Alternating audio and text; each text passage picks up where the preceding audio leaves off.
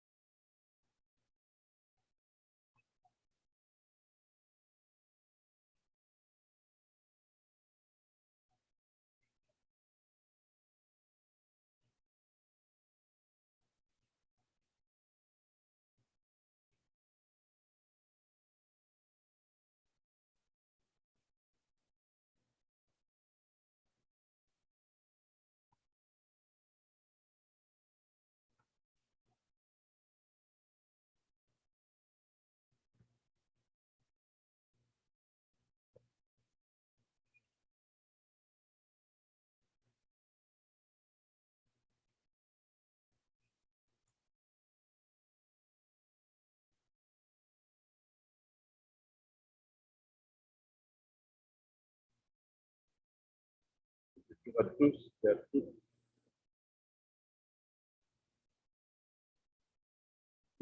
Christine Venella, bienvenue à cette rencontre en septembre du réseau de santé numérique.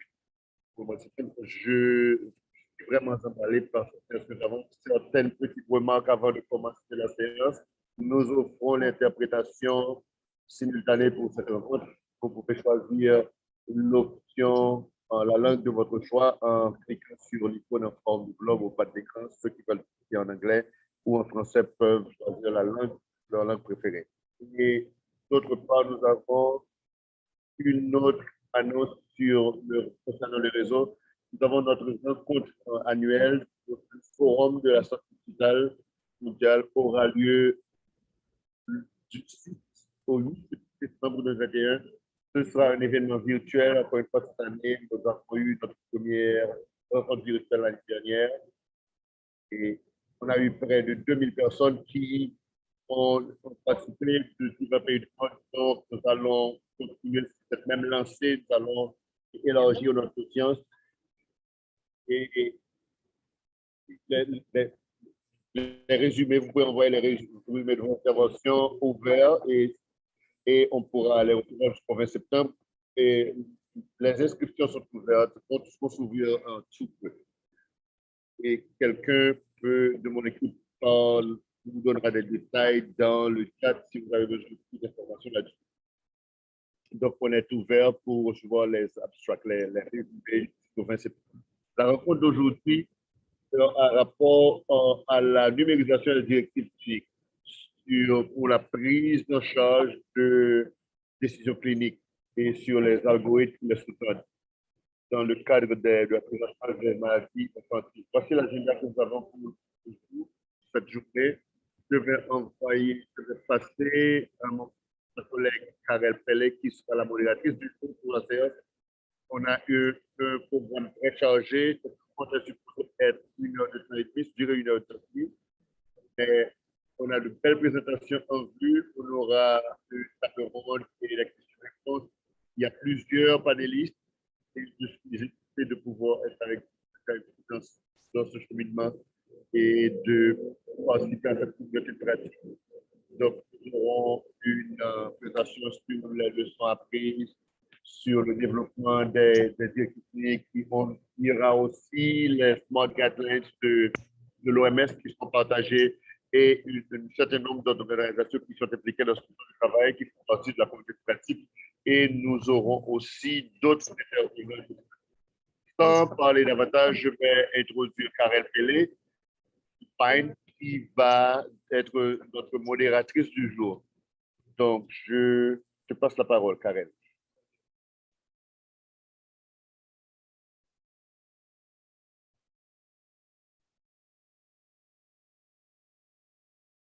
Merci beaucoup, Christina. Bonjour à tous et à toutes. Bonjour et bonsoir. Merci. Bienvenue à cet événement sur la santé numérique et à la pratique. C'est un plaisir de vous avoir aujourd'hui. Je m'appelle Karel Pelé. Je suis le, la, le responsable scientifique de haut niveau pour la santé numérique au niveau de Mind. Je suis intégré dans une partie de cette question depuis 3 ans. On veut partager la leçon que nous avons apprise sur le développement de systèmes d'aide à la prise de décision clinique dans le cadre des pays à faible revenu. Avant d'aller dans les résultats, je veux participer, pour vous donner un peu de contexte. Vous savez, les enfants de moins de 5 ans meurent encore de maladies préventibles. Et chaque année, pour la majorité de ces enfants dans les pays à faible niveau en Afrique et dans d'autres parties du monde. Si nous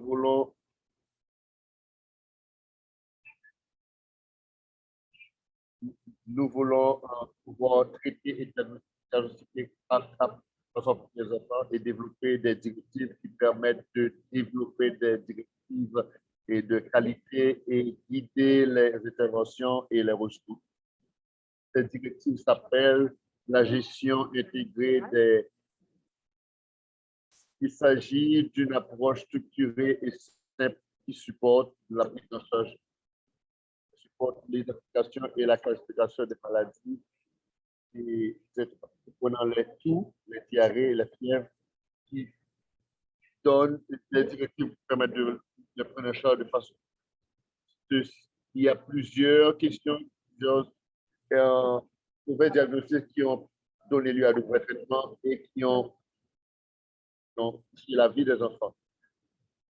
Nous voulons améliorer le suivi de la prise en charge avec et nous voulons pouvoir développer des systèmes de prise de décision supportés par. Et ceci permet d'améliorer la qualité des soins et la prise en charge pour les enfants. Donc, qu'est-ce qu'on appelle un système de soutien pour le système à la prise de décision? Ce sont des outils qui guident les agents numériques étape par étape pour fournir des recommandations, des évaluations et des traitements adaptés aux informations des enfants. Pour des maladies préventives et des maladies curatives. Et le fait de traduire cet algorithme en logique de décision qui vise un degré d'interprétation, ceci a donné lieu au développement de différents CDSS qui ont besoin. Et ces outils permettent d'améliorer la prise en charge et pour cela, un ensemble de professionnels se serait. C'est ceci qui a donné lieu à la formation du groupe de travail sur la PCIME. Ce groupe de travail a été réuni par le Forum de la santé numérique mondiale et qui a fonctionné pendant les 3 dernières années. Ce travail comprend plusieurs acteurs du monde humanitaire, et du monde académique, de la Croix-Rouge et Unisanté et plusieurs instituts et d'ONG et l'OMS qui vient de partager, de rejoindre le groupe de travail pour partager les travaux récents qu'ils ont fait dans ce domaine et qui permettent la traduction et l'adaptation de ces directives. Le but de ce groupe de travail, c'était de partager du contact de la PSPME et l'objectif derrière chaque programme de partager le contenu des méthodes de processus de développement. Ce travail a été accompli dans une série de travaux à travers de questionnaires semi-structurés et de collègues de commentaires. Ceci m'amène à présenter notre coordinateur qui est Claude Rembo. Claude Rembo, c'est un docteur, un médecin, elle méthodologiste qui sert de conseiller à MSF. Elle a de grandes expériences dans le développement et l'adaptation de contenus cliniques pour IAS et ISS pour la production de prise en charge, d'informations sur la prise en charge. Clotilde vous donnera une idée des résultats qui ont été accomplis dans ce domaine. Clotilde, vous avez la parole.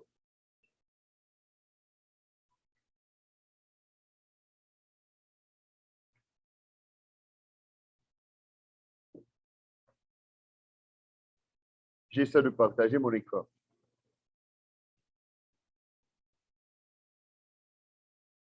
Est-ce que vous pouvez voir mon écran?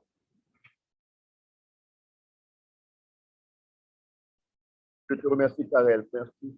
J'essaie de vous dire à travers les résultats et les résultats qu'on a eus dans cette évaluation. Tout d'abord, nous allons présenter les 4 outils qui ont été comparés.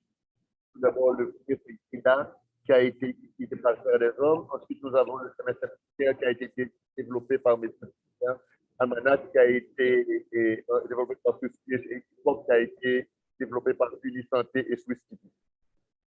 Comme je l'ai mentionné avant, tous ces outils partagent les mêmes objectifs, c'est-à-dire pour améliorer la gestion de l'évaluation de santé et ont été conçus par différentes organisations dans différents contextes d'intervention.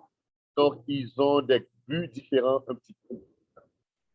L'État a été développé par Terre des Hommes et pour améliorer la qualité des soins de santé, donc on s'est capable de supporter des systèmes de santé. Elle a été pour passer à un niveau national.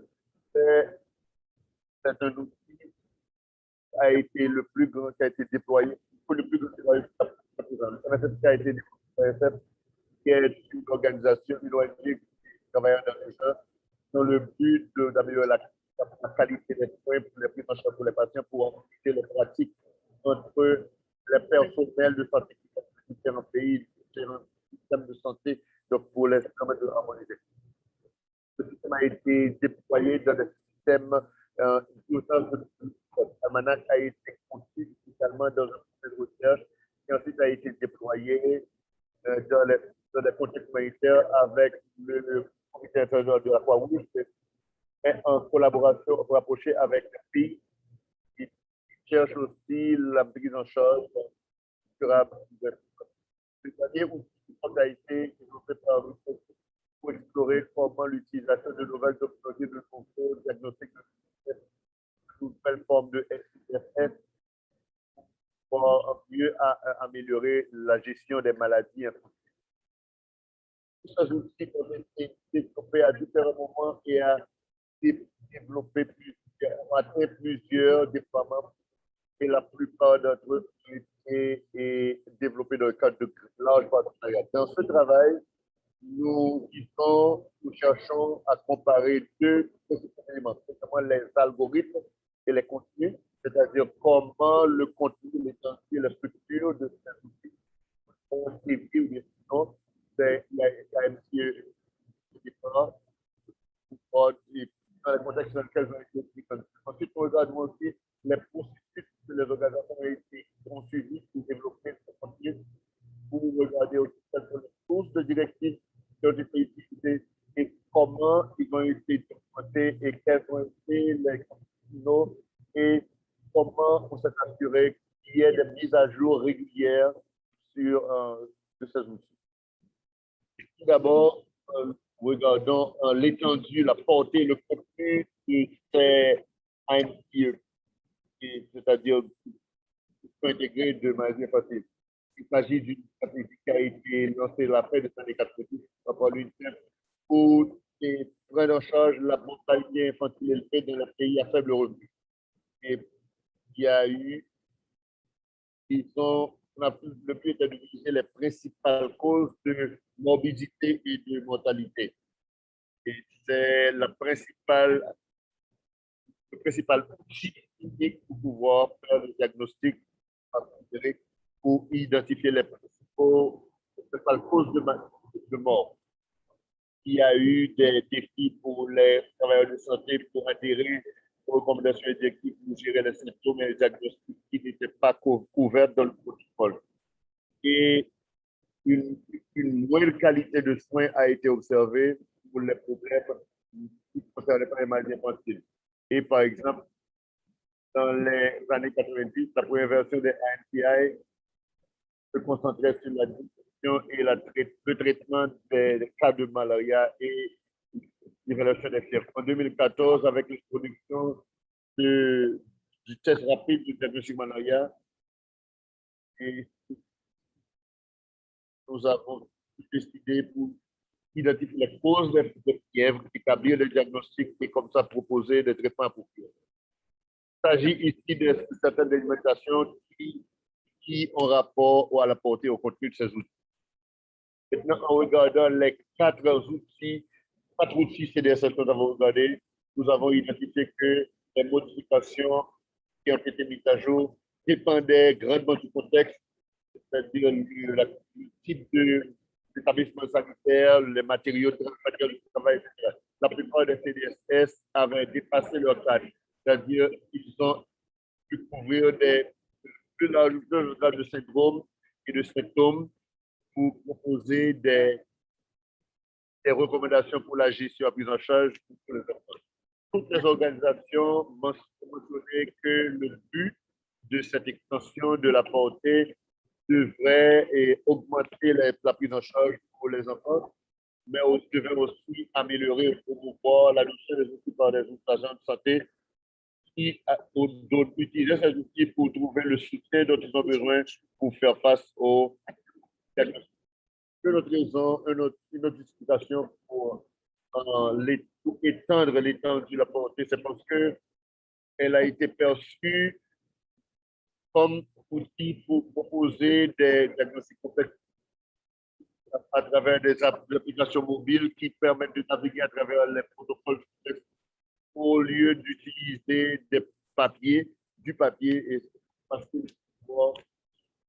la plupart des organisations qui ont utilisé cette GDS ont incorporé des contenus additionnels, et par exemple des symptômes, des diagnostics, des tests diagnostiques, des critères additionnels, dans le but pour améliorer la spécificité des diagnostics et pour pouvoir avoir de meilleurs traitements. Et ceci est de plus en plus vrai lorsque l'objectif de cette CDS n'est pas seulement d'améliorer la qualité des soins, mais aussi de promouvoir une meilleure décision, une meilleure prescription pour les clients. Parce que nous avons regardé aussi la structure. Pour souligner ici que la structure initiale du flux que nous avons présenté dans le livret, ce flux de travail est très séquentiel et très linéaire. Il y a une page pour chaque syndrome qui sont tous présentés de la même façon et qui permettent de faire l'évaluation, des questions à poser et des éléments à regarder et chercher la recherche de symptômes. Et ensuite, il y a une classification, il y a une évaluation, et ensuite, suivant la classification, et l'outil va proposer un traitement à donner. Cet outil a été conçu pour être utilisé également dans les salles de consultation pour les agents qui doivent travailler en différentes applications différentes maladies avec plusieurs enfants qui présentent plus de seul. Lorsque nous regardons maintenant le CDSS et comment nous avons implémenté dans la structure, nous devons nous rappeler que le but de cette CDSS, c'est de s'assurer que le processus de consultation est amélioré, que les agents de santé ne rateront aucune tâche clé et comme ça, ils vont permettre la mise en application des séquences de mise en charge et ça permet d'améliorer les recommandations cliniques. En fait, tous les CDSS dont nous avons parlé aujourd'hui ont des structures, ont modifié ces structures pour pouvoir accélérer la gestion, l'évaluation et la gestion des maladies sérieuses pour qu'on puisse et les éviter s'il faut délivrer des traitements rapides de haut niveau pour les maladies infantiles. L'autre raison, c'est que pour pouvoir mieux intégrer les différentes composantes des évaluations, mais aussi, ils ont motivé le structure pour regarder que l'approche et l'étendue de ces modifications varient différents les différents outils. Il y en a qui restent, qui vont plus loin, en essayant de suivre un flux régulier de consultation pour pouvoir grouper toutes les questions et grouper toutes les examinations pour le laboratoire et avant d'arriver à la phase diagnostique. Donc, il s'agit de consensus sur les raisons pour lesquelles les organisations ont modifié la structure, parce que c'est très important de s'assurer que l'utilisation de l'application minimiserait la discussion et ne retarderait pas les consultations. Maintenant, si nous regardons les processus pour le développement de votre clinique, nous avons identifié des étapes clés que nous avions tous à mettre en œuvre, certaines fois pour l'identification des besoins et des objectifs. Ceci vient aussi avec la sélection de la source, les directives, les recommandations. Ensuite, nous avons, après avoir défini ce qui nous demande, et développer des algorithmes lisibles par des hommes qui doivent être validés par des groupes d'experts avant d'arriver à la numérisation. Et tout ceci sera peaufiné de façon avancée pour pouvoir le conduire à une mise en œuvre totale.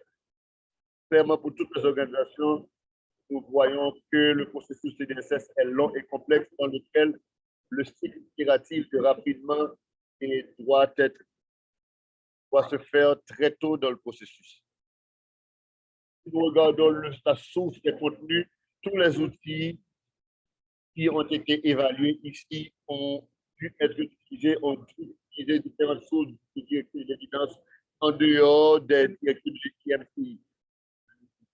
La principale source, on travaille avec des agents de santé primaire. On espère que vous utiliserez différentes sortes de directives suivant le pays. Toutes ces directives auront des recommandations qui peuvent être en conflit lorsqu'il s'agit de cycles très longs et certaines fois, certaines directives peuvent être plus à jour que d'autres et ceci peut être plus difficile pour des agents de santé pour pouvoir donner leur dossier. Et la logique de diffusion qui est proposée suivant les directives n'est pas toujours claire. Certaines fois, il faut vraiment pouvoir les interpréter pour porter des ambiguïtés et faire des recommandations qui exigent de donner des évidences et des thèses. Et certaines fois, il faut donner les contextes épidémiologiques pour s'assurer que ces directives conviennent au contexte dans lequel nous les appliquons. Ce qui a été clair pour tous les groupes dans les discussions, c'est que les décisions sur l'étendue de l'outil, la portée de l'outil et les contextes dans lesquels ils doivent être utilisés pour générer de nouvelles recommandations sur les algorithmes doivent être partagées avec les différents acteurs et ça doit dépendre du contexte. Un élément important qui a été identifié et mentionné par tous les membres du groupe a été que des étapes très importantes de ce processus a été la question de la transparence du contenu des algorithmes et de façon à avoir cette possibilité d'examiner, d'analyser, de valider et ces algorithmes par différents acteurs, il faut qu'ils soient des versions lisibles par des humains. Et si toutes les organisations ont développé des formats lisibles par des hommes, on peut dire que les formats peuvent être perdus entre les différents outils. Ensuite, les mises à jour sur le temps sur les choses qui ont été aussi soulignées comme composantes clés. Nous construisons des algorithmes complexes pour s'assurer, il faut attendre qu'il y aurait des difficultés pour s'assurer que l'outil électronique final qui sera et qui va vraiment mettre en œuvre toutes les informations qui ont pour que les différences entre les directives et la réalité. Donc, nous sommes tous plus d'accord pour commencer petit et commencer avec les mises à jour, tout en tenant compte du fait qu'il faut garder des algorithmes que les hommes peuvent lire pour pouvoir communiquer sur les décisions clés et quelles décisions après. Donc, en résumé, ce groupe de travail, voici les points que nous trouvons qui ont été très importants dans cet exercice. Clairement, pour les organisations qui participent, nous avons vu que les CDSS qui ont rapport au AMCI peuvent assister les agents de santé dans la fourniture de soins de santé basés sur des traitements, l'interprétation et l'adaptation qui est requise lorsqu'il faut traduire les directives narratives CDSS. Ce type de collaboration entre les algorithmes, les développeurs d'algorithmes peut conduire à des apprentissages partagés. Nous avons identifié des thèmes communs, thèmes courants dans les algorithmes développés à travers les 4 outils de CDSS. Les modifications au contenu, aux structures ont été influencées par le contexte. Le processus de développement itératif doit inclure les acteurs dans la définition, l'utilisation et la mise à jour des algorithmes sur le terrain. Et ensuite, nous avons des thèmes communs sur la façon de développer et d'adapter les AFP pour les adapter pour la mise à jour et le développement d'algorithmes pour nos organisations. Il y a eu une grande hétérogénéité dans le processus pour le développement et l'utilisation des algorithmes. Et le fait que nous étions en train d'apprendre sur le tas, donc ceci nous a permis et nous pouvons partager ce que nous avons fait. Et dans le cours de cet exercice d'apprentissage, nous allons accueillir certains représentants du monde dans le groupe. Il y a eu les directives SMART de l'OMS qui ont proposé des langages communs nouveaux qui pourraient servir de référence pour le développement des algorithmes. Pour nous autres, nous avons remarqué qu'il s'agit d'une grande opportunité pour améliorer la standardisation dans le développement pour pouvoir augmenter la transparence et la qualité de ces outils, des produits finaux que nous sommes en train de développer. Donc, c'est ainsi que nous réalisons que nous ne pourrons pas, nous sommes vraiment excités d'améliorer nos outils de façon à ce que nous puissions apporter plus de transparence sur ce que nous allons faire pour mieux servir les autres. Je pense qu'après les références, c'est tout ce que nous avions pour vous. Merci beaucoup, Clotilde, pour ce survol de AMCI et CDSS que nous avons pour l'opération. Et comme mentionné auparavant par Clotilde, les premiers jours de ce groupe de travail, l'OMS a publié des directives SMART qui nous ont permis pour pouvoir les utiliser dans le contexte d'urgence et on les appelle les MPR. Dans ce groupe de travail, nous pouvons partager nos expériences pour naviguer le processus complexe avec le système numérique. Les pays sont toujours confrontés à trouver des décisions. Il faut, lorsque nous avons plus de directives, permettre de garantir un langage connu et la fidélité du contenu et objectif de l'OMS. Ceci dit, je veux introduire notre prochain orateur, Dr. Nigel. Il est un docteur médical et sur la santé des enfants, des nouveau-nés et des enfants, et il est membre du groupe de recherche sur les directives.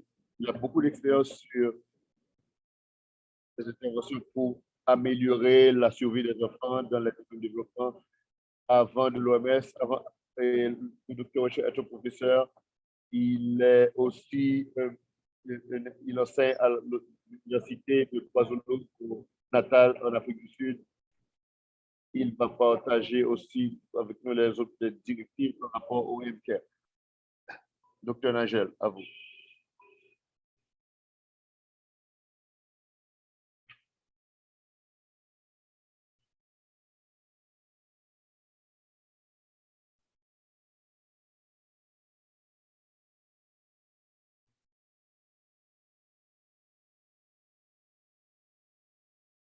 Docteur Nagel, est-ce que vous m'entendez?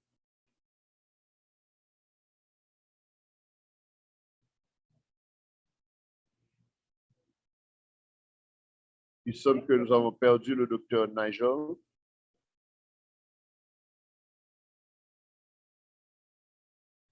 Peut-être qu'on devrait lui donner une autre seconde pour qu'il puisse nous rejoindre.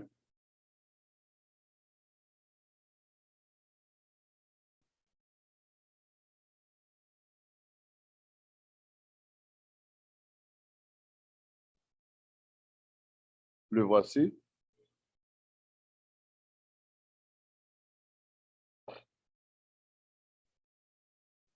Désolé.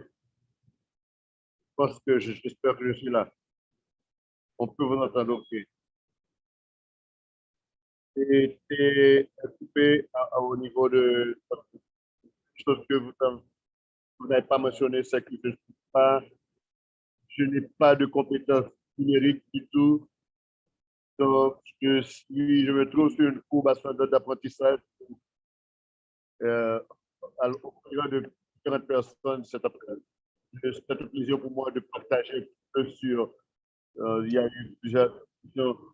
L'OMS s'est embarqué sur la conversion de toutes les directives narratives en narratives smart. La question, c'est que le terrain, la question de terrain, a été mentionné dans plusieurs circonstances, les agents de santé ne peuvent pas immédiatement bénéficier totalement des techniques de l'OMS et ils peuvent rapidement bénéficier de ceci pour faire des interventions.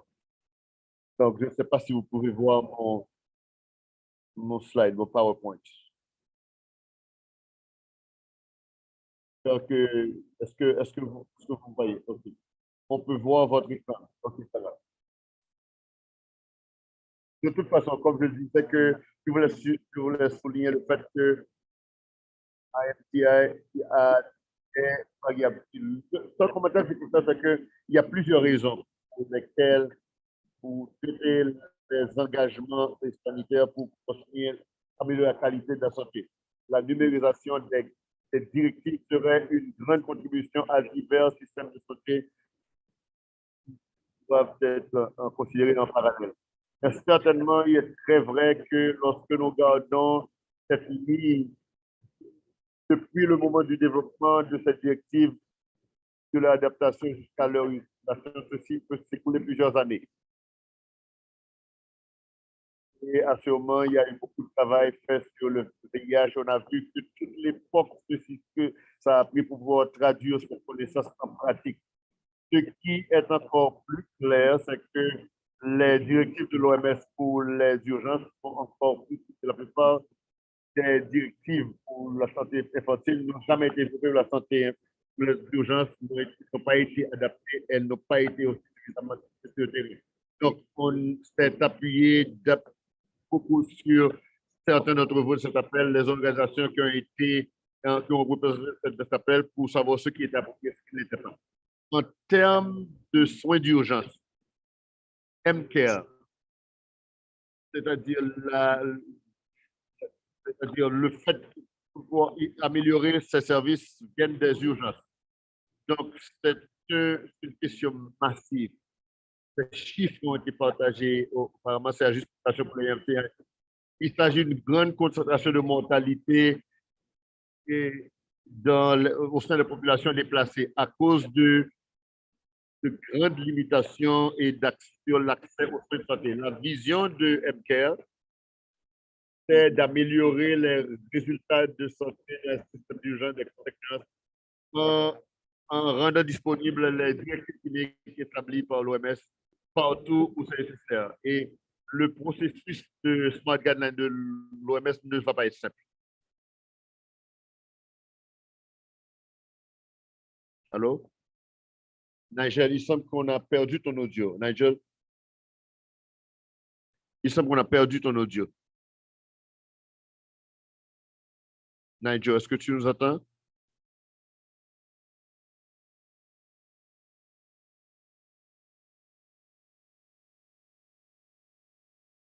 Nigel,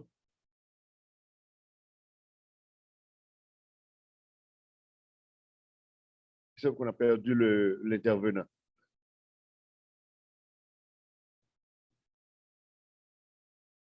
Nigel, est-ce que tu es au de retour?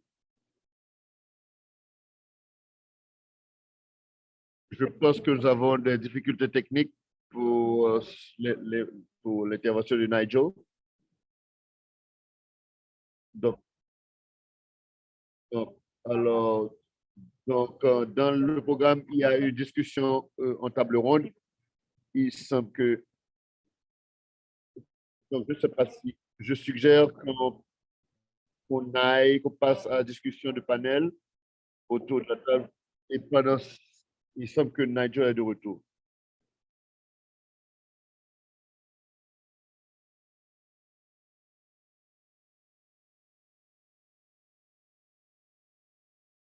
Bon, Nigel, là. Désolé, désolé.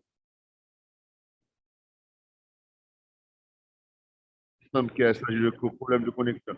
Je pense que cette communauté comprend ce qu'on appelle les directives SMART. Le point principal dans le stage, c'est que l'engagement de l'OMS pour traduire ces directives en directives SMART. Donc, c'est un grand engagement. Et ceci nous place sur une courbe d'apprentissage très pointue. Il s'agit, ceci va impacter certaines organisations dans un certain niveau. Ceci, dans le contexte d'urgence, nous voyons la santé des nouveau-nés, des enfants ouvre la voie pour le travail d'urgence. Même dans le cadre de la santé des enfants et des nouveau-nés, et comme la première phase pour les soins de tous, que les gens veulent développer des prototypes à l'âge de 4 ans. Et il s'agit de choses que nous pouvons tester sur le terrain. Je sais que vous êtes vraiment habitué à ce qui est passé du narratif au niveau opérationnel pour travailler sur les composantes que les machines peuvent lire et nous faisons ceci en parallèle avec, on n'a pas encore eu des contrats avec une plateforme Google. Nous avons des développeurs de logiciels qui développent le niveau 4 et il va compléter le niveau 1, une adaptation au niveau 1 du narratif pour pouvoir adapter le processus de numérisation ceci implique plusieurs personnes qui s'adaptent. Comme nous avançons à travers ce processus, ceci permet de mieux intervenir sur le niveau 2 auquel nous nous trouvons en ce moment. Comme je le dis, les questions qui sont maintenant, c'est que qu'est-ce qui arrive si les pays ne sont pas dans une position pour pouvoir continuer avec ce genre de travail. Je pense que la nature de ce travail, c'est que ceci peut arriver de façon complémentaire, en agissant, en apprenant et en développant ces outils au niveau des niveaux 4 et 5. Nous sommes en train d'influencer les systèmes sanitaires de ce pays pour pouvoir renforcer leur capacité vers la prise en charge et la mise en œuvre de ces outils.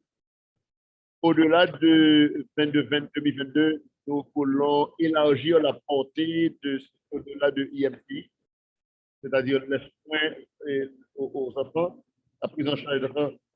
Nous voulons, et certaines des approches que nous avons mises aujourd'hui, celle à l'IA, le Almanach, on s'est dit pourquoi ne pas les adapter. La raison, c'est que on veut avoir une plateforme qui puisse servir toutes les populations et c'est pour ça que la décision a été prise pour de, de construire une plateforme qui puisse accommoder non seulement l'UMCI, mais aussi des choses qui ne font pas partie de maladies cliniques, par exemple la question de développement de l'enfance, la question de santé, d'adolescence, des choses qui pourront nous permettre d'utiliser cette plateforme pour prendre soin des personnes âgées dans les contextes d'urgence et, et que ce soit l'Ebola ou la fièvre jaune, etc., qu'on puisse utiliser la plateforme CIEM qui puisse permettre de donner les voies pour prendre les décisions.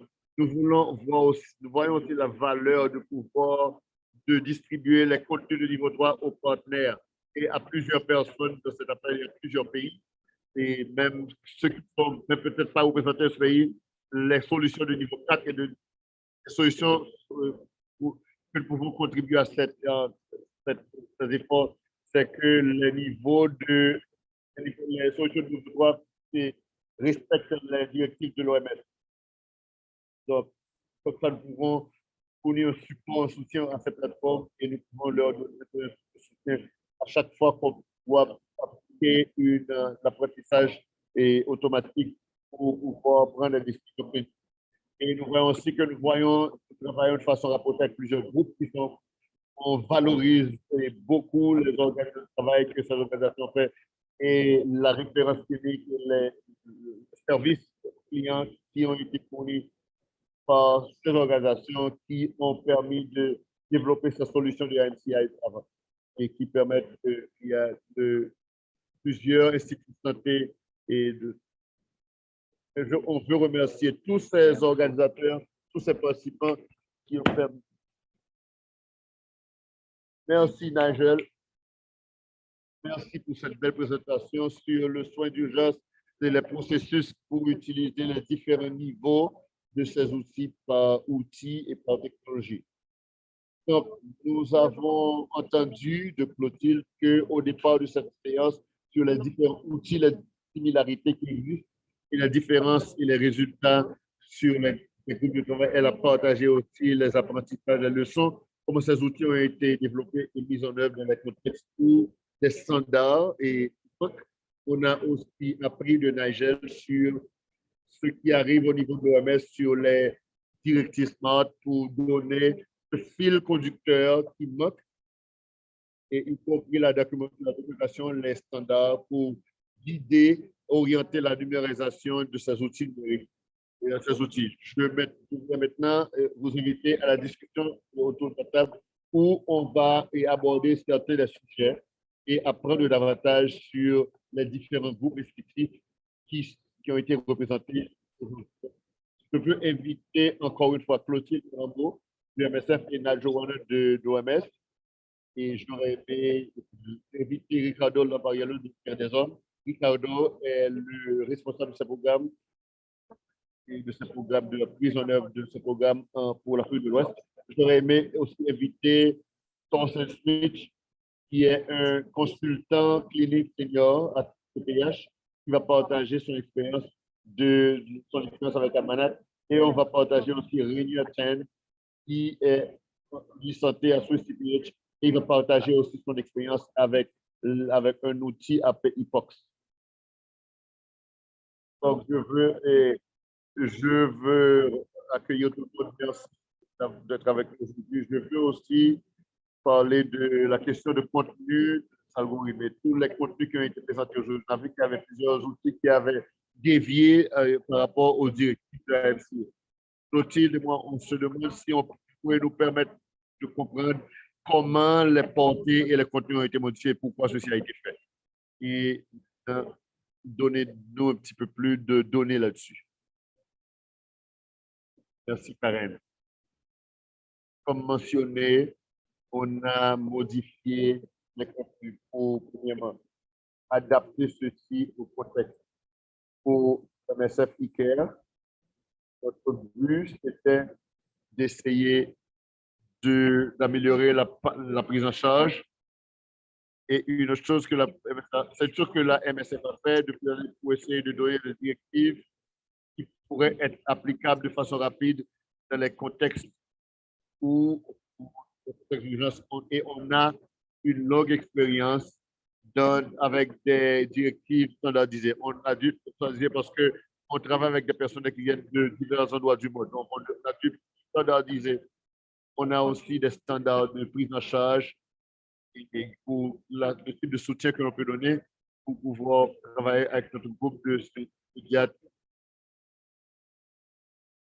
Donc, on a rencontré avec l'IMCS, on a vu ce qui manquait pour nous pour mieux supporter les agents de santé pour gérer un enfant malade. Je dois dire qu'il y a deux principales raisons pour le changement. La première raison, c'est qu'on voulait améliorer la prise en charge pour voir comment améliorer la prescription de.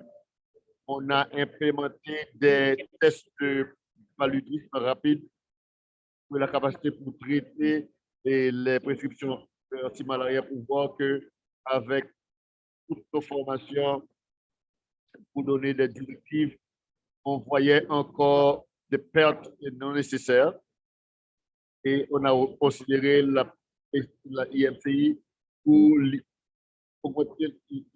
déduire l'alimentation pour pouvoir sûrement identifier les patients qui ont malade ou pas. C'est vrai qu'en regardant ceci, nous avons dû élargir la portée. On a dû ajouter certaines conditions. On voulait s'assurer que les agents puissent écarter les maladies qui n'étaient pas pertinentes pour pouvoir élargir le contenu, la portée. Et ensuite, je pense que dans notre première itération de l'outil, on a vu des études physiques en DRC dans des zones très reculées et les agents de santé ont été très heureux de pouvoir prendre les nouvelles évidences qui ont été incorporées. Et comme ça a permis de le permettre de couvrir plus de conditions. Ils ont eu des difficultés pour prendre les décisions qu'il fallait et des problèmes à la bouche, des problèmes de. Et comme ça, ils ont pu comprendre. D'un côté, on voulait s'assurer qu'on puisse identifier les infections sérieuses et d'autre part, on voulait étendre la portée pour s'assurer que les maladies qui ont été à l'origine de développement puissent être adressées pour pouvoir permettre aux agents de santé de prendre les bonnes décisions. Et je pense que c'est les deux principales raisons. Adopter l'outil, c'est-à-dire deuxièmement, et couvrir ce qu'on appelle les fièvres non paludéennes et donner les bons diagnostics et prendre les bonnes décisions pour la prise en charge et le traitement. Et Wena, si je vous pose la même question à partir de votre expérience, oui, je pense qu'il s'agit d'un outil de recherche qui a été développé dans le contexte d'enfants et dans la prise en charge. Il y a deux façons que HIPOC a voulu élargir sa portée pour AMCL. La première chose, pour l'âge, on voulait étendre l'outil aux personnes de 15 à 15 ans, bien que la mortalité soit inférieure à celle de moins de 5 ans. Cette tranche d'âge, 5 à 15 ans, a été souvent négligée. C'est pour ça que la réduction de la mortalité de cette tranche d'âge a été beaucoup plus faible que celle des moins de 5 ans au cours des 2 dernières décennies.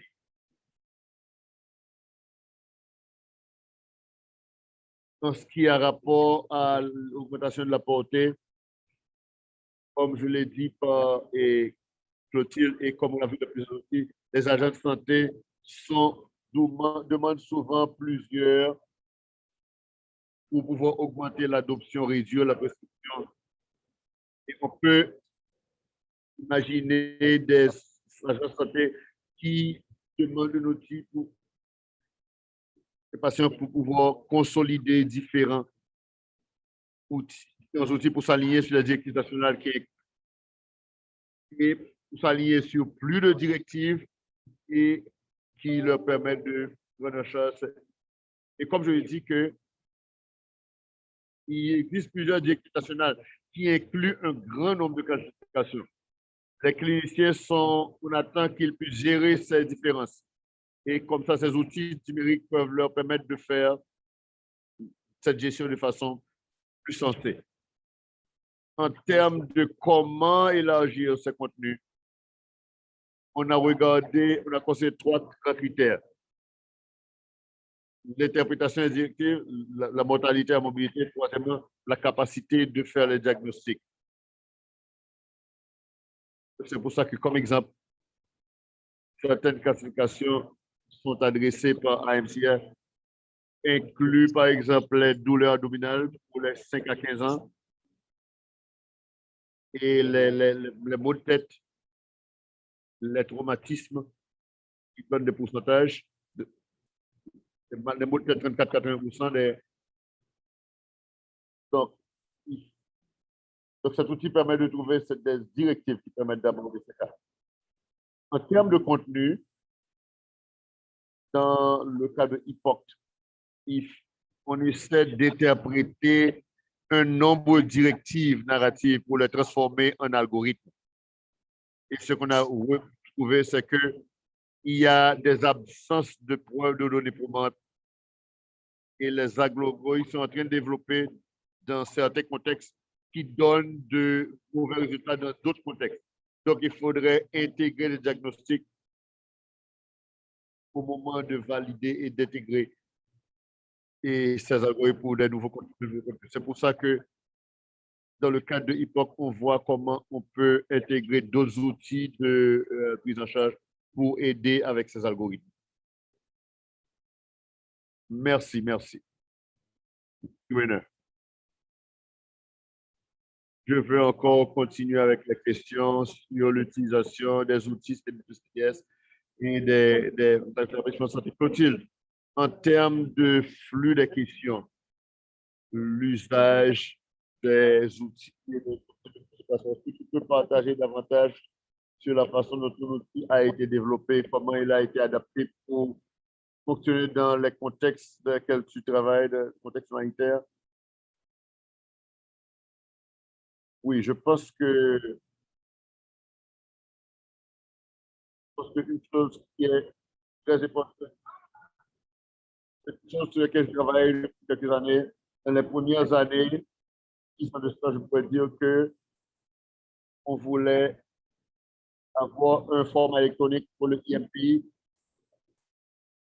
le travail d'équipe initial, quelque chose qui puisse avoir déjà les flux de travail clinique. Et on s'est dit, on va les donner à l'équipe numérique et comme ça, ils pourraient nous donner quelque chose de, pour mentionner que la première itération de ces choses, c'est qu'on s'est débarrassé du format papier parce que ceci n'était pas pertinent pour un processus de considération. Lorsqu'il y a payé, on peut avoir la première question, on cherche est-ce qu'il y a le danger, est-ce que l'enfant est en train de à ce moment l'enfant a des convulsions, et à ce moment, la prochaine question sera oui, est-ce que l'enfant, et ça cause des problèmes parce que la convulsion, c'est que la prochaine étape ne serait pas continuer l'évaluation, se serait arrêter et gérer cette question de conviction. Donc, au moins, c'était tôt dans le processus, on a réalisé qu'on ne peut pas faire ceci, même si c'est ça de directive narrative comme un livre avec la définition des maladies, c'est vraiment un algorithme. Mais les syndromes, on ne peut pas implémenter le flux qui a été proposé dans l'AMC et pour aider les cliniciens à pouvoir développer des évaluations adéquates. Et on a vu, comme on a vu dans le chat, comment améliorer la détection de.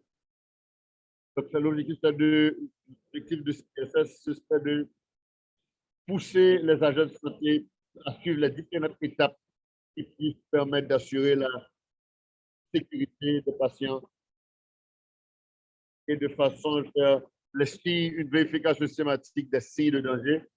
Et comme ça, si nous allons un petit peu plus vite, je pense que l'un de nos buts a été de voir comment utiliser ce concept de SI, cette approche de SI, basée sur les symptômes de façon simple pour les agents de santé qui ne sont pas des médecins. Il faut voir comment penser largement avec les professionnels pour pouvoir quelle est la meilleure façon d'évaluer le patient, quelle est la meilleure séquence de choses que nous voulons établir et ajouter certaines nouvelles conditions pour s'assurer que nous détections les maladies bactériennes. Par exemple, AMC a une boîte pour la fièvre, ça permet d'identifier sûrement les patients qui ont besoin d'antibiotiques, qui n'ont pas besoin d'antibiotiques, vont vraiment orienter. À ce moment, on peut cliquer sur la boîte de fièvre et comme ça, on peut l'intégrer dans toute la structure de l'algorithme. Ce que nous avons maintenant, c'est quelque chose qui nous permet de nous assurer de détecter les cas graves et comme ça, on pourra les référer, comme ça, on pourra faire une évaluation par étape qui est basée sur les présentations symptomatiques de l'enfant et pour nous assurer que nous recherchions et nous écartions toutes les maladies bactériennes avant d'arriver à un diagnostic qui est un diagnostic par exclusion et qui permet qu'il n'y a pas de signe de maladie bactérienne. À ce moment, cet enfant peut être envoyé en sécurité à la maison avec un traitement enzymatique, sans antibiotiques et avec l'éducation de la mère pour qu'elle puisse prendre en charge cet enfant. Et donc, c'était pour nous et nos efforts pour reconfigurer la structure. Il ne s'agit pas d'évaluer différents syndromes, côte à côte comme c'était dans le IFCI, mais il s'agit d'un outil pleinement intégré pour s'assurer que l'enfant puisse recevoir les meilleurs soins possibles. Merci Clotilde. Erin, est-ce que je peux te poser la même question du point de vue de HIPOC qui a été utilisé surtout pour la recherche? Ce que je à dire, c'est mise en œuvre dans le contexte de recherche. Et on a essayé d'évaluer dans différents contextes. On partage beaucoup de certaines choses que Clotilde a partagées avec nous. Et pour synthétiser les directives de IFCI et de directives nationales, lui, c'est important d'essayer d'avoir un outil qui suive le flux d'une consultation médicale normale. Lorsqu'on était en train d'évaluer différents logiciels pour exécuter l'algorithme sur l'application CDSS, nous avons constaté que la plupart des logiciels ont été développés pour la collecte de données avec certaines limitations pour suivre le flux clinique des consultations de routine. C'est pourquoi, sous la direction du santé, nous avons décidé de développer notre propre personnel logiciel qui permet de personnaliser l'application pour me suivre le déroulement normal des consultations en séparant les questions. Un autre exemple, c'est le développement on a dû adapter la numérisation des directives papier dans la section de contexte d'urgence donc on reconnaît tous que comment les algorithmes contexte de CSS ne permettent pas de prendre des décisions dans toutes les situations. On a vu par exemple des enfants qui sont examinés avec des convulsions dans lesquelles les agents de santé ont arrêté d'utiliser l'application pour prendre soin de l'enfant. Donc, sur la base de ceci, nous avons développé un bouton d'urgence qui peut être reconnu, choisi à n'importe quel moment, quel soit le patient, pour recevoir des directives de prise en charge d'urgence. Par exemple, un enfant avec des convulsions, par exemple, pour pouvoir savoir quel processus suivre. Finalement, dans cette question de numérisation de processus, l'une des plus grandes limitations de plusieurs logiciels, c'est qu'il faut souvent des connaissances informatiques pour programmer les algorithmes. Ils ne sont pas souvent lisibles pour l'homme, comme Nigel l'a mentionné. Donc, ceci rend la validation et la révision des algorithmes difficile. Donc, dans notre logiciel, des efforts ont été faits pour créer une plateforme qui est facile à utiliser pour les cliniciens ayant des connaissances informatiques minimales pour que ces directives puissent être lisibles par les hommes. Merci beaucoup, Hélène. Donc, comme tu l'as mentionné, il y a la question de validation. Je veux demander à d'autres membres du panel que je pense que je peux dire quand vous modifiez et transcrivez un protocole reconnu de façon internationale, comment vous vous assurez que le contenu clinique est solide et que votre CDSS final reflète fidèlement le contenu des algorithmes que vous espérez. Austin, merci. Et Karel, merci. Je veux dire qu'au fil des ans, nous avons appris qu'il y a trois aspects essentiels en matière d'assurance qualité pour le CDS. La première, c'est que on est convaincu que la responsabilité finale du contenu clinique de CDSS ne peut pas incomber aux développeurs. C'est le devoir de l'autorité sanitaire locale. C'est pour ça ils doivent approuver les directives cliniques. Et c'est pour ça que dans le projet, on permet le contenu clinique des algorithmes nouvellement transcrit, on le soumet à l'examen et l'approbation de groupes d'experts externes avant de finaliser l'algorithme. Donc, cette procédure a garanti que les algorithmes de CDSS sont conformes aux protocoles nationaux et aux normes internationales de traitement fondées sur des données probantes. Le deuxième point, c'est que en tant que développeur, nous devons nous assurer la qualité technique de l'outil. C'est pour ça que nous avons introduit des procédures de tests de validation standardisées dans le processus de développement. Ce processus a été également vérifié au niveau de la fiabilité. On a testé la fiabilité clinique de l'algorithme. On teste aussi la fonctionnalité. Est-ce que l'outil fonctionne comme il le devrait? Est-ce que chaque question donne lieu à une réponse qui fait du sens? Troisièmement, comme il a mentionné dans sa présentation, le contenu et la fonction de l'outil doivent être adaptés au travail sur le terrain. C'est pour ça que les algorithmes, c'est très important que les algorithmes soient adaptés en permanence, sinon être révisés. Autrement, le CDSS devient rapidement obsolète et est perçu comme de mauvaise qualité. Et la mise en œuvre au Nigeria nous a montré que c'est avec des outils de bonne qualité qu'on peut obtenir l'acceptation locale de l'utilisation et de l'intégration de cette nouvelle technologie. Et comme ça, ils pourront être intégrés dans les pratiques de routine.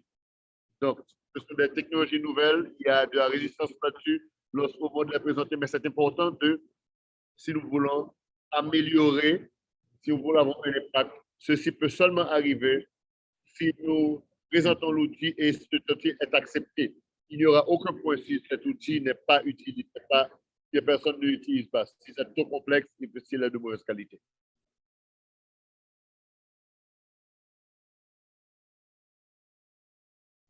Merci, Torsten. Il semble qu'il y a beaucoup d'efforts tout au long du cycle de vie du CDSS pour assurer la qualité, pour s'assurer que la qualité reste élevée.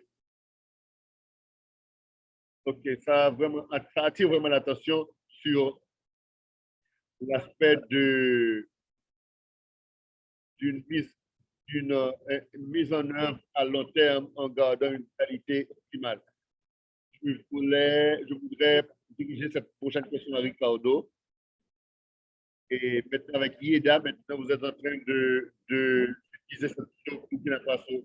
Lorsque vous voyez passer à l'échelle au Burkina Faso, comment vous avez planifié cette étape? Quel est l'objectif des acteurs pour s'assurer du succès du processus à l'échelle? Merci. Bonjour à tous. Le rôle des acteurs est fondamental et dans le déploiement de ces outils. Et nous autres, au Burkina Faso, nous voulons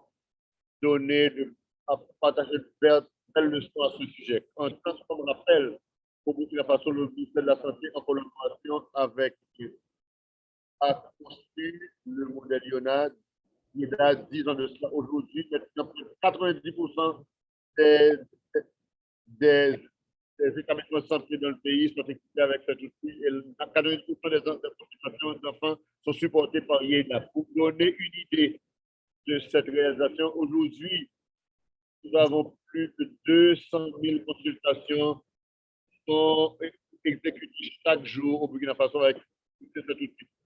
Pour un total, aujourd'hui, et le but de cette mise à l'échelle a permis de gérer de façon efficace tous les acteurs. Le fait est qu'il y a beaucoup plus d'acteurs que ceux que nous pensons pour commencer. D'un côté, nous avons la nature multisectorielle de la santé numérique implique de traiter avec un large éventail de fonctions et d'utilisateurs, des ingénieurs, des institutions. Et maintenant, l'expérience montre que dans le, au, parmi ces milliards d'acteurs que nous pouvons, ils peuvent promouvoir ou bloquer la mise à l'échelle de cet outil, même si le projet est cliniquement, techniquement, médicalement le meilleur outil médical. Et un autre aspect très important, c'est que, en dépit de la dimension, la santé numérique représente une opportunité. Il doit subir un changement. Pour la résistance. Pour pouvoir passer à l'échelle, il faut avoir le soutien de tous les acteurs. Et ceci demande du temps et des ressources. Par exemple, il est question du ministère de la Santé. Donc, on est d'accord que le ministère de la Santé doit être celui qui dirige cette mise à l'échelle. Mais le ministère de la Santé, certaines fois, est composé d'une multitude de départements. Des santé materno-infantile, des statistiques, les systèmes de formation sanitaire, et vous avez le département de programme, malaria, etc. Et ils doivent tous, les intérêts ne sont pas toujours convergents. Maintenant, il faut pouvoir naviguer au sein de tous ces acteurs et comment assurer qu'ils sont en train de supporter de façon simultanée, ils ne sont pas en train de bloquer le déploiement. Et l'autre question, c'est comment interagir avec, avec au niveau politique, au niveau technique, ou bien les deux à la fois. Au niveau politique, nous avons une couche, mais il y a aussi d'autres ministères impliqués pour lesquels il faut obtenir le soutien. Par exemple, le ministère de la Communication, le ministère de la Finance, le ministère des Services sociaux, etc. Plusieurs autres. Et même lorsque vous avez obtenu le soutien de ces ministères, ceci ne suffit pas. Si vous voulez passer vraiment à l'échelle, il faut aussi avoir le soutien au niveau opérationnel, au niveau du terrain. Donc, par exemple, les questions, les directeurs régionaux de santé, etc. Assurer qu'ils sont en train de supporter les initiatives de santé numérique. Et travailler avec eux. C'est la question. C'est peut-être parce qu'eux, ils peuvent mieux faire le suivi de cette initiative. Et vous avez aussi les agents de santé eux-mêmes, bien sûr. Il faut nous assurer que les outils, les tablettes, ils donnent, ils ajoutent de la valeur vraiment à leur travail et dans leur vie occupée, qu'ils puissent choisir de les utiliser parce que c'est bénéfique pour eux. Les acteurs clés sont aussi les communautés, les prestataires de soins.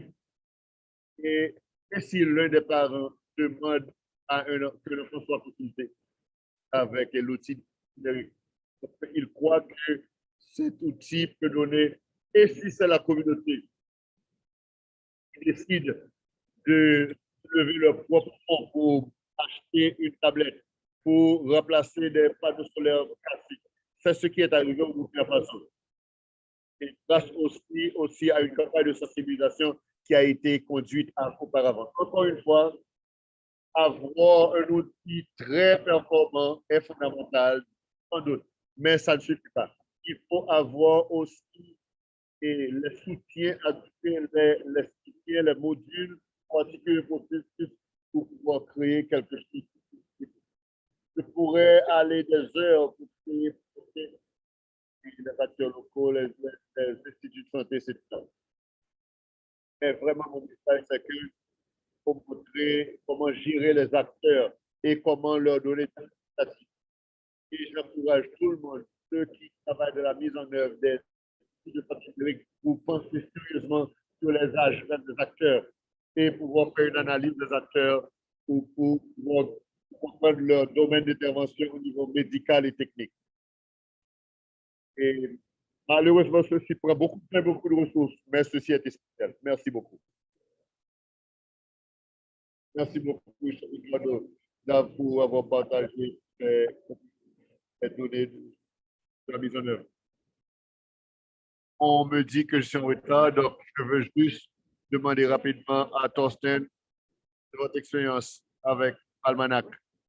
Ricardo peut aussi intervenir pour compléter sa réponse. Comment vous supportez cette initiative? Il semble que c'est un écosystème très complexe et vous avez été sur ce pays pendant longtemps. Est-ce que vous pouvez partager certains des apprentissages, des leçons que vous avez appris sur le terrain? Oui, je suis vraiment d'accord avec ce que Ricardo vient de mentionner. La question de gérer les acteurs pour qu'ils soient impliqués. Je suis convaincu que notre apport du CDSS n'est pas durable par le fait de sa conception. La numérisation peut apporter des opportunités. C'est arrivé vite et de façon mondiale, que vous l'ayez ou non. Mais la bonne nouvelle, c'est que nous avons des évidences solides que le CDSS aide dans ce processus. Et on a eu des études avec notre analyse ministérielle, avec Almanac. On a vu que Almanac a été un facteur clé pour supporter, renforcer cette santé. Et ceci a permis de voir si le contexte est très pauvre, pauvre en ressources. Le plan de décision clinique des systèmes et apporter des améliorations. Et ceci apporte très avantage au CDSS elle fonctionne bien avec les ressources.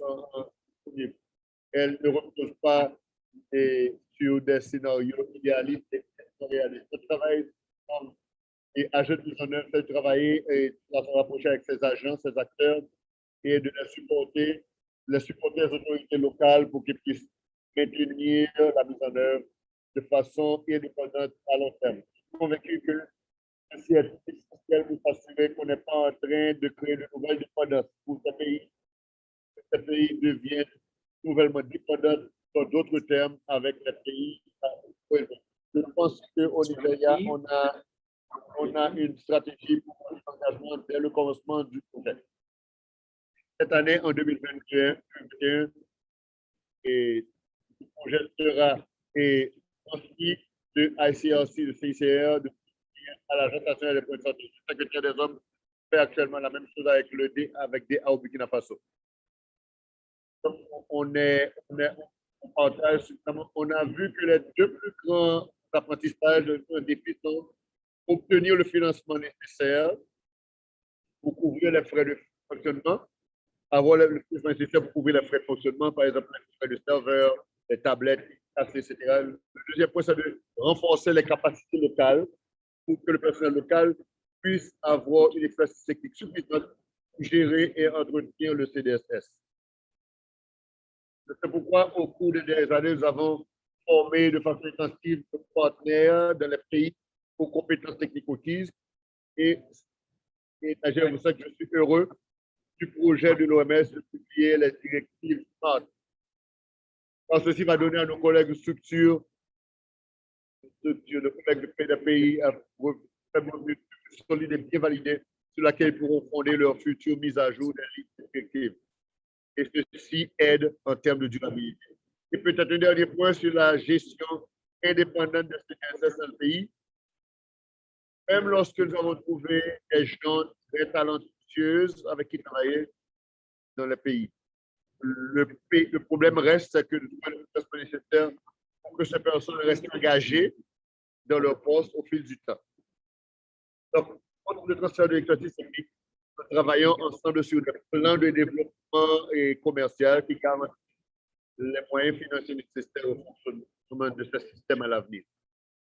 Merci. Ricardo, je te passe le micro. Et ce sont vraiment des défis très importants, comme tu l'as dit. La question de durabilité demande l'intégration totale des outils numériques. Et ceci n'arrive pas du jour au lendemain. Donc, pour assurer la durabilité, comme mentionné, par mon collègue, il faut construire des capacités, renforcer les capacités locales qui adressent les aspects techniques de la santé numérique. Par exemple, ça ne suffit pas de le serveur local. Il faut avoir des serveurs robustes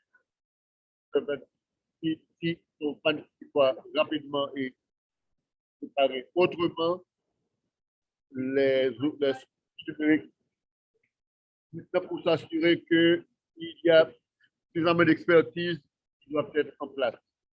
Et bien sûr, le renforcement de capacité n'arrive pas du jour au lendemain. Et il faut un plan à long terme. Il faut un plan à long terme. Et il faut que ceci soit supporté au haut niveau et au plus haut niveau par les décideurs. Ce qui est important, et c'est ce qu'on a fait au Burkina Faso, on a apporté aux preneurs de décision deux types de preuves. Premièrement, c'est que donner les preuves que l'outil numérique fonctionne. C'est ce pourquoi il a été conçu. Et deuxièmement, que la question de coûts associés. Donc, c'est deux types de preuves. Je sais qu'il nous manque de temps. On va se concentrer principalement sur l'aspect des coûts, parce que ceci est très important, spécialement lorsqu'il s'agit de pays à faible niveau. L'école d'hygiène de médecine tropicale de Londres a établi une évaluation de pour fournir ces preuves. Et le résultat, c'est que les décisions ont été déployées au Burkina Faso et a donné lieu à des économies financières pour ce pays qu'on a estimé jusqu'à 1,6 million de dollars par an.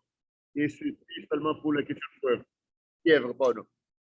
Donc, il s'agit, nous avons un argument fort pour garder la question de renforcement de capacité et pour pouvoir garder l'initiative numérique pour préserver l'agenda des décideurs. Je pense qu'il y a beaucoup d'autres arguments, mais il s'agit d'une question de pas de temps. Donc, je te remets le microphone. Comme mentionné, on n'a pas de temps, mais je veux aussi poser cette dernière question avant d'aller à notre question-réponse. Nigel, les directives en SWOT, nous avons les organisations, les personnes qui veulent comprendre la vision du rôle de l'OMS dans ce domaine, où de multiples acteurs évoluent actuellement. Et quelle place pensez-vous que l'approche des directives SMART devrait prendre dans ce nouvel processus? Et quelle est la place que les approches des directives SMART de l'OMS devraient prendre? Quelle est leur place dans le... Je pense qu'il y a certaines choses qu'il faut comprendre. Il faut comprendre la question du dispositif de recommandation. Ce n'est pas juste un instrument comme IMP, ce n'est pas l'objectif, ce n'est pas une autre recommandation. Que nous ayons un processus sur l'évaluation, spécialement sur ce qui est par exemple, la valeur des antirétroviraux et de ce qui se passe. Et ces choses génèrent des recommandations. Ces choses consolidées en directive, ça vient d'un document qui exactement voici quel antibiotique presque tel que cette traduction en outil opérationnel est ce dont c'est ce que l'IMPI a cherché à délivrer au cours des années. Rappelons pas aujourd'hui.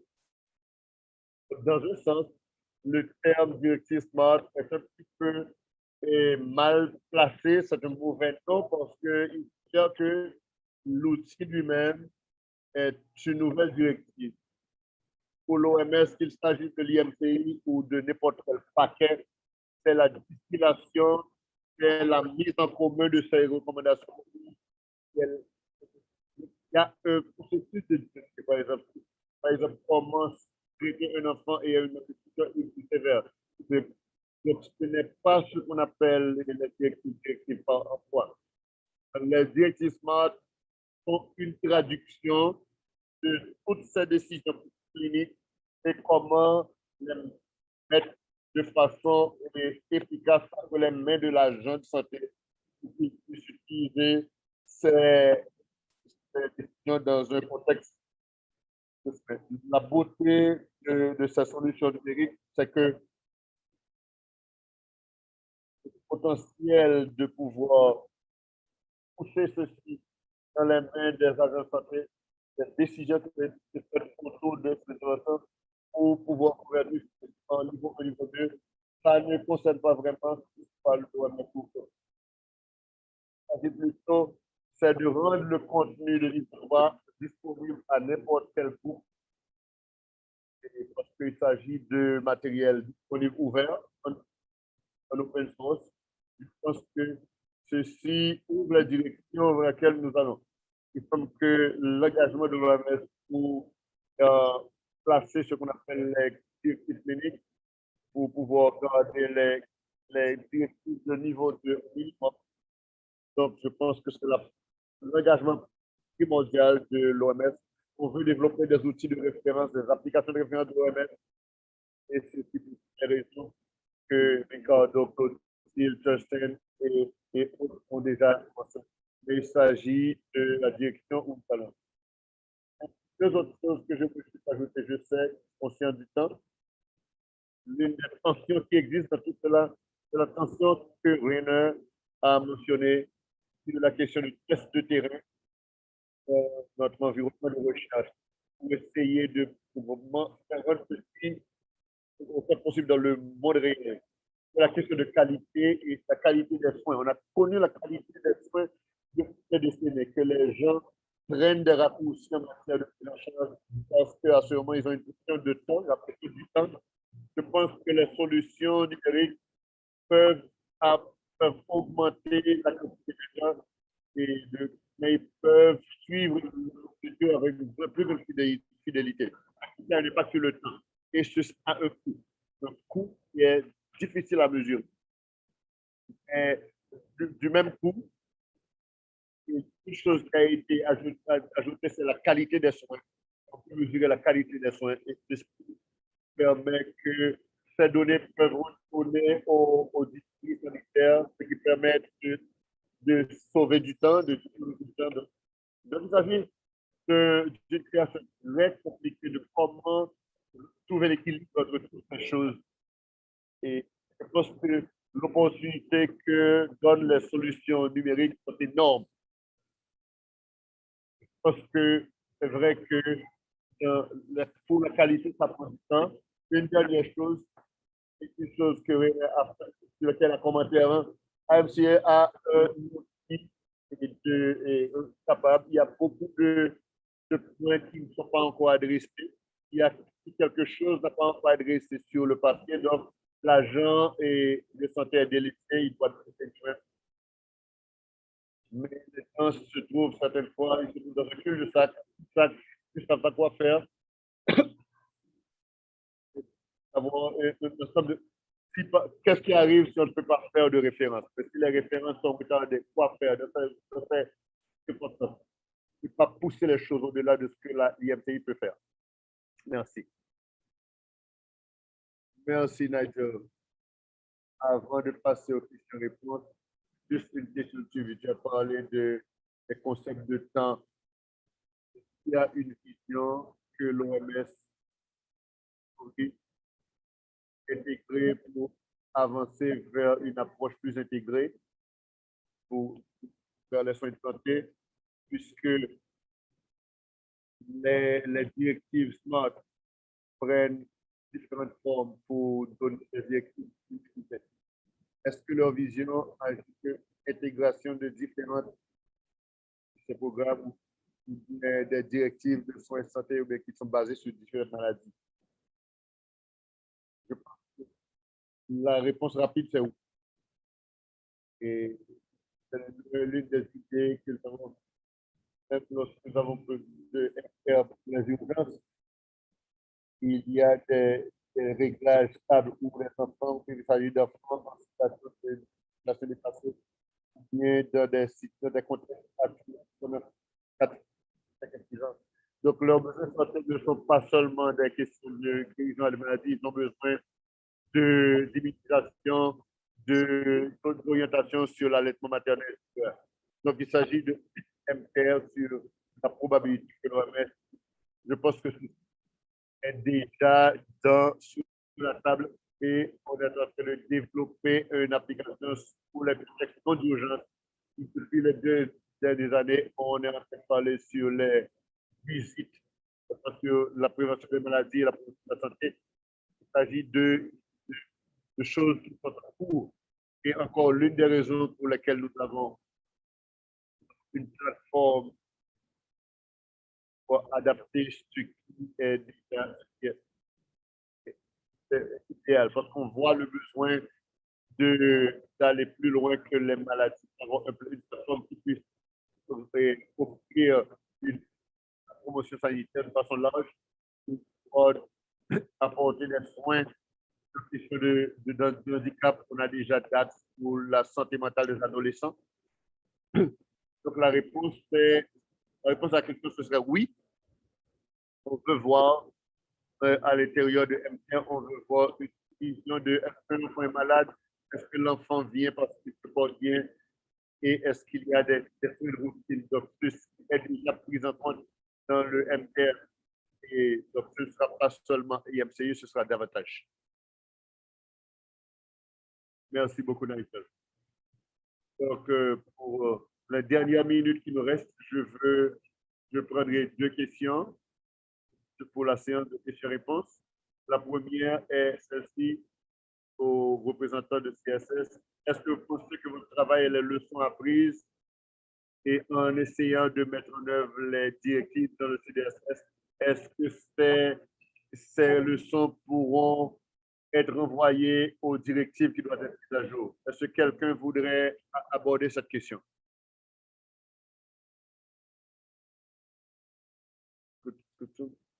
Est-ce que tu veux répondre à ça? Oui. Oui, je pense que ceci arrive actuellement dans ce regard des difficultés de MSF. Ce qu'on est en train de développer avec ICARE au MSF, c'est le premier protocole pour le traitement pour la MSF. Pendant tout ce processus, nous avons réalisé que c'est ce dont on est en train de parler, c'est spéculatif. Et ceci n'est pas limitation telle que ASR et fait que différents types de directives et de recommandations se poussent à aller plus loin dans pour essayer de donner des recommandations qui sont adaptées aux différentes professions des enfants. Chaque fois que nous faisons l'intégration, nous avons été confrontés nous sommes confrontés à la pratique telle qu'elle se fait sur le terrain, dans la clinique, pour voir les éléments qui manquent et pour voir comment, que ceci n'est pas encore une directive narrative, parce que ceci a aussi rapport aux objectifs à long terme ou les rêves à long terme que nous avons. En faisant ceci, nous essayons aussi d'encourager de meilleures pratiques, de meilleures données en clinique et dans la liste de questions de que dans le pour certains des membres qui sont déjà engagés dans ce processus, ils considèrent comment toute la numérisation est supportée sur l'outil pour voir comment ceci peut aider à identifier comment et améliorer la prise en charge pour de meilleurs résultats pour les enfants. Je pense que dans l'année 4 ou 5 des directives SMART, nous autres à MSF, nous avons tenu compte de ceci parce qu'on regarde davantage au contexte humanitaire, on regarde davantage aux outils qui nous permettent de la performance, le renforcement des capacités des agents de santé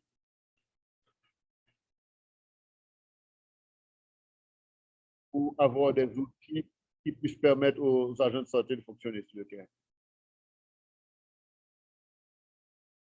Je peux ajouter juste quelque chose. Ça retourne à la définition qu'on appelle que des directives éprouvées. Je pense qu'il y a de la place pour les deux, pour l'intelligence artificielle et toute évaluation au niveau efficacité, on voit et on peut encore pour savoir quels enfants ont notre antibiotique et pour un type de directive. Une directive de décision numérique. Une évidence que l'outil numérique peut donner une évidence pour ce genre de décision.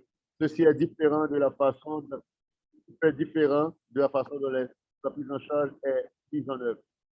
Bon, comment que l'une se efficace, quel enfant a besoin d'antibiotiques et il y a aussi le séquencement de la prise en charge, le type de données qui revient, une plateforme qui peut contribuer à ces deux choses, mais les deux sont un petit peu légèrement différents. Une personne a posé une question sur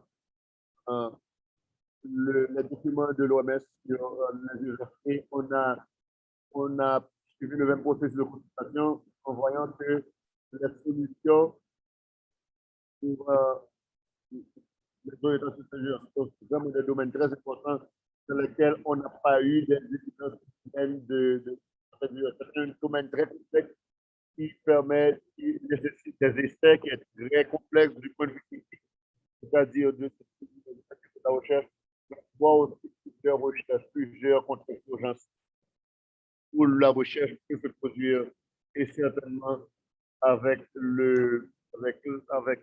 l'espoir d'utiliser des outils numériques qui soient fiables. Merci beaucoup. Je pense que maintenant, l'heure s'est écoulée. Il y a plusieurs belles questions, bonnes questions dans le chat. Je pense qu'il y aura peut-être davantage de discussions sur ce sujet dans les conférences futures, mais contacter les panélistes. Je pense que leurs informations doivent avoir été partagées, spécialement dans les invitations. Mais je pense que je vais aussi passer le microphone à GDTN, aux organisateurs, pour pouvoir clore la rencontre. Et merci à tous les panélistes et à tous les participants. Merci, Karel. Merci à tous ceux qui on a dépassé le temps et parti. Il y a eu beaucoup d'intérêts, de questions.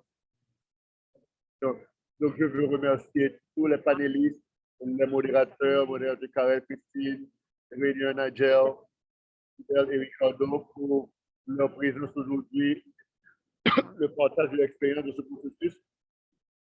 J'espère entendre davantage sur ce travail pour avoir un sujet qui répond au temps et pour avoir la mise en œuvre, pour savoir comment ceci va impacter les résultats au niveau terrain et la livraison de services, prestation de services. Je remercie tout le monde. Je remercie à Frédéric. Merci à tous les autres, à tous ceux qui étaient là en arrière, qui se préparaient pour la séance. Et aussi merci à nos participants qui ont été là.